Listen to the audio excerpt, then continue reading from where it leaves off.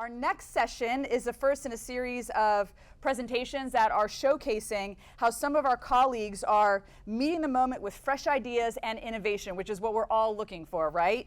From efforts to rethink journalism culture to specific transformations newsrooms have made to actually cover the climate. Because we hear a lot about that, kind of, Ben saying, oh, we're getting more stories that they're letting us do, and you really kind of have to push to make that happen in a lot of newsrooms. So our hope is that we might all find some inspiration in different ideas and what people are doing here, and consider how we might implement maybe some of those similar changes within our own newsrooms and organizations. So to kick off this series, I want to welcome up Fara Warner, who is the Climate Director at Solutions Journalism Network. Welcome, Fara.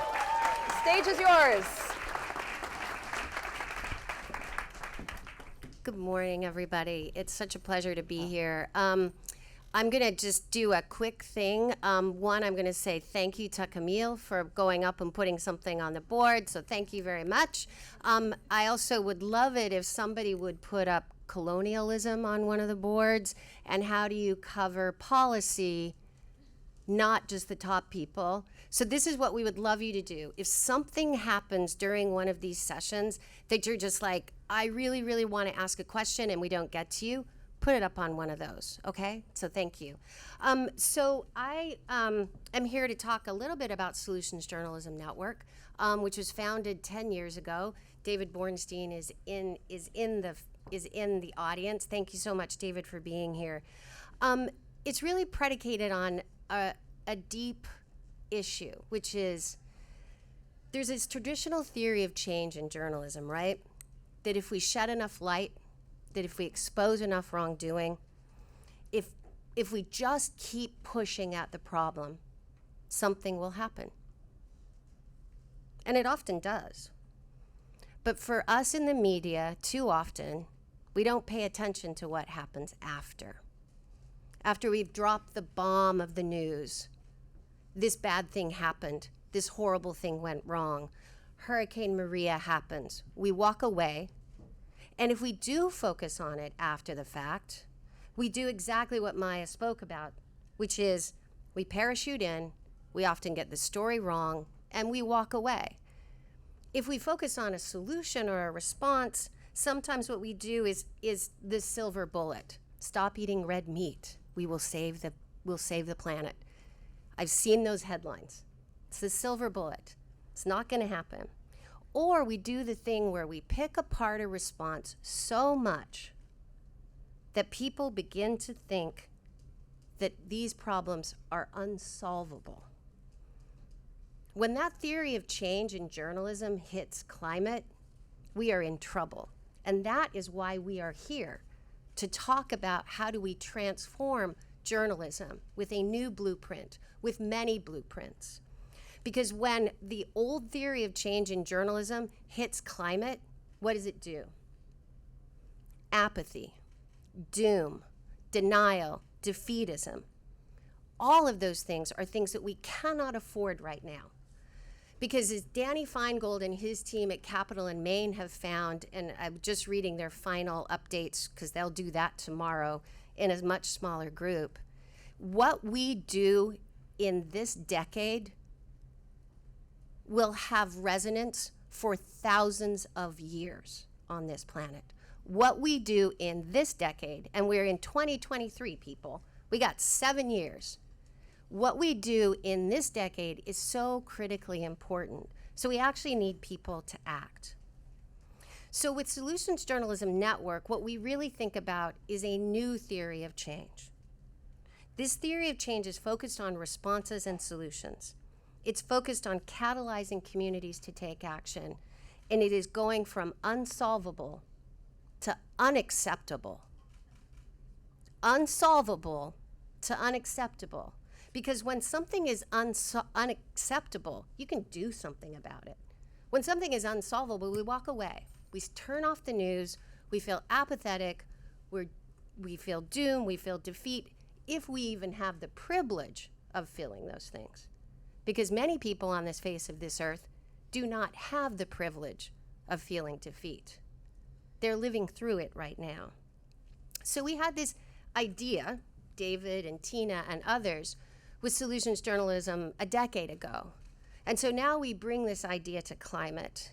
And we asked the question a few years ago, which was, if we move from problem-focused to response-based coverage of climate, if we moved from inequitable coverage to equity-framed and community-centered coverage, if we move from deficit-framed coverage, these are victims, these aren't. These are, look at the terrible thing that is happening to this person, instead of showing them through strengths-based narratives. And importantly, if we move from disconnection from our communities to connections that catalyze communities to take action, something will happen. This is a nice theory, right? It's an awesome theory. So we needed some journalists and some newsrooms to test this theory. And you got to see some of them as they stood up. These are the 9 Climate Beacon newsrooms. And I wish I could invite them up all on this stage, and maybe I will. Don't rush the stage yet, but you're all really powerful, so if you wanted to do that. So what we asked them to do is to focus on their own from-tos. We did not tell them how they were supposed to transform their coverage. We didn't define how many stories they needed to write or produce. We didn't tell them how to engage with their communities. We simply gave them this framework of, you want to move your coverage of climate from here, whatever that here is, to here, whatever that to is. And you must do 3 things. You must focus on equity, community, and impact. Those are the 3 sort of broad parameters. Here's what happened. WSHU, their from was to move from coverage centered on doomsday planning from politicians and NGOs to creating space for communities of color heavily affected by climate change in Connecticut and Long Island to engage with response-driven adaptation and dialogue. They wanted to move from covering communities from, they wanted the stories to be from the community, not about the community. They weren't reporting on a community, they were reporting with a community. They needed, one of the things I loved when we were about, I don't know, was it just the summer? I'm looking at Rima and Terry and others in the newsroom were getting really uncomfortable because they were only a couple of months away from finishing and they had not produced a single piece of work. They had not podcasted. They hadn't done anything on radio. But you know what they did this week? They launched Sound Science during Climate Week. If I'm getting that right, I hope. Wonderful. And what it's focused on is, what do the communities in Suffolk, the North Fork, Bridgeport, and New Haven, what do they care about in coverage? What do they care about? Not what I'm sitting in my story meeting going, I think this press release is really cool. I think I should write about it. I've been in those story meetings. So I just want to shout out to WSHU, really focusing deeply on community. I'm going to try and get through all of these, so I'm watching time. Thank you. 5 minutes. Oh my gosh. Okay, The Reader. We're going to do all of these. The Reader in Omaha. Chris Bowling. 14 stories from 10 authors, 3 community engagement events, and a masterpiece on why Omaha doesn't have a climate action plan that they follow, despite the fact that they had actually written one a decade ago and never acted on it. Telemundo NBC6. I'm not going to say too much about these wonderful guys because you will get to listen to them tomorrow. But their Climate in Crisis and Planet in Crisis Solutions programming appears as documentaries, packages on the news, and we are on a streaming platform. We have Climate Solutions streaming on Peacock. So you get to see those guys. People have asked, how do you do climate on a limited budget? If you have not listened to the Sweaty Penguin podcast, get your phones out and download it right now, because it is the best brand, the Sweaty Penguin. I'm looking at Ethan right now. The best brand in the business. If you aren't listening to this, this is a podcast that brings humor, satire, criticism, and some of the best reporting on climate I have ever seen, with beautiful humor. But that's impressive. But what's really impressive is, against all odds, Ethan has worked with a rotating cast of characters, most of them, in fact, all of them, college students, and have weathered all of these adversities and done this by actually creating a team culture that means a group of college students put out one of the best and funniest podcasts. And they don't just do that. They're on YouTube, they're on TikTok, they're on Patreon, they have an education curriculum. So if you're asking yourself, how do I do this on a limited budget? Ethan, raise your hand, go see Ethan. And do a lot more with the Sweaty Penguin. Sacramento Bee, an amazing, amazing newspaper. Big traditional newspaper, right? McClatchy. Used to illuminate negative impacts on rural communities around Sacramento and natural habitats. And most of their coverage was driven by what state lawmakers had on their agendas. They moved to this too. Equity and community reporters focused on urban and the suburban core of Sacramento. No more following what the guys at the state legislature wanted you to hear, but in fact what the communities wanted you to hear. Grist, and I promise I'm going to be moving on here because you all want to get to some coffee, I'm sure. Grist, many of you know Grist. You probably read it, a national news organization, right? They've covered climate through a solutions lens for many years. But one of the things that they worried about was that they may be doing that parachute reporting, going into a community, covering it, and leaving it. And they said instead, Jess Stahl and Claire Thompson, we have the opportunity to help communities we cover feel more agency in grappling with the climate issues they are dealing with. They doubled their number of solution stories produced every week. They launched a solutions pod within their newsroom. They relaunched their Beacon newsletter, and they produced a solutions podcast. I've already mentioned Danny and his team at the Slick. What I love about the Slick and Capital and Maine is they deeply connect investigative journalism and accountability journalism with solutions and are producing some of the best work that I've seen. As they said in their notes, we are all facing a climate crisis, and what our audience want to know is what's real and what's a waste of time. Washington Informer, just absolutely beautiful. Washington, D.C., largest Black-owned newspaper.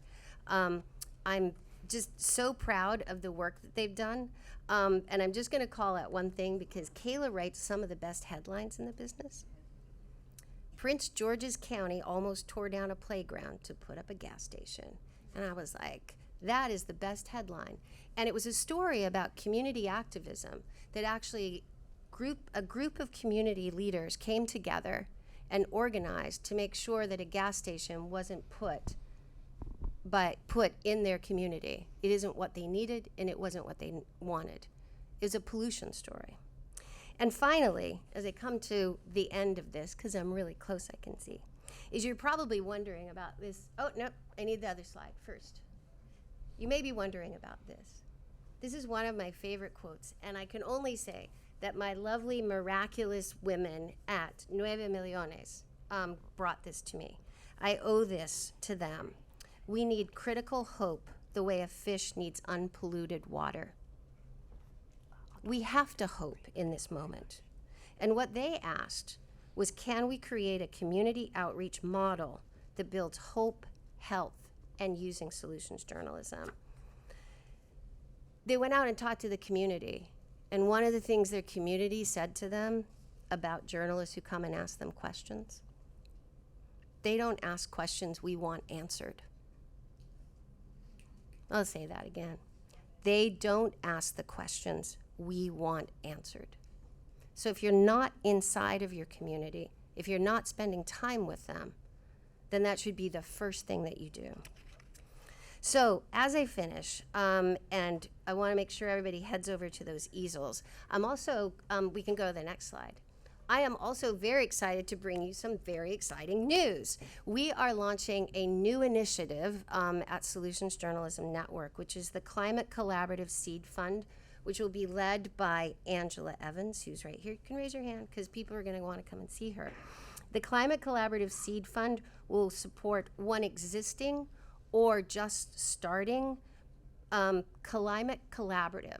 So are you working with a bunch of newsrooms, or have you started talking to a bunch of newsrooms and you're trying to get something off of the ground and you don't really know what you're going to do? But the first thing you should probably do is hire a project manager. And tomorrow you'll hear more from Amy Maestas, who leads our collaborative team at SJN, and Ben from the Great Salt Lake Collaborative, which has become this amazing collaborative covering the dire consequences of the Great Salt Lake drying up in Utah. So please scan the QR code. There will be an information meeting on October 5th. So in addition to saying thank you again for listening, we also have an opportunity to bring you some money and some support and some coaching. So thank you very much, and thanks for listening. I'll talk to you all later.